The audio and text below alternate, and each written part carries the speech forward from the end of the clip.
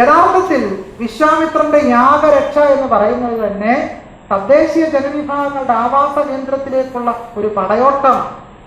കാരണം വിശ്വാമിത്രൻ യാഗരക്ഷയ്ക്കായിട്ട് വരുന്ന വഴിയിൽ താടകയെ കാണുന്നു. താടകയെ കാണുമ്പോൾ വിശ്വാമിത്രൻ ആജ്ഞാപിക്കുന്നു, ഗോ ബ്രാഹ്മണ ഹിതാർത്ഥായ ജഹിദുഷ്ട പരാക്രമ, പശുവിന്റെയും ബ്രാഹ്മണന്റെയും ഹിതത്തെ പരിപാലിക്കുന്നതിന് വേണ്ടി അല്ലയോ രാമ നീ താടകയെ വധിച്ചാലും. താടക എന്തെങ്കിലും തെറ്റ് രാമനോട് ചെയ്തായിട്ട് വാൽമീകി രാമായണത്തിൽ എവിടെയും പറയുന്നു. അവൾ ജനസ്ഥാനത്ത് വസിക്കുന്നു എന്നേ പറയുന്നുള്ളൂ, അല്ലാതെ അങ്ങോട്ട് ചെന്ന് ആര്യന്മാരെ ഉപദ്രവിക്കുന്നതിനെ പറ്റി ഒന്നും പറയുന്നില്ല. പക്ഷെ പറയും ഋഷിമാരെ ഉപദ്രവിക്കുന്നു എന്ന് പറയുന്നു.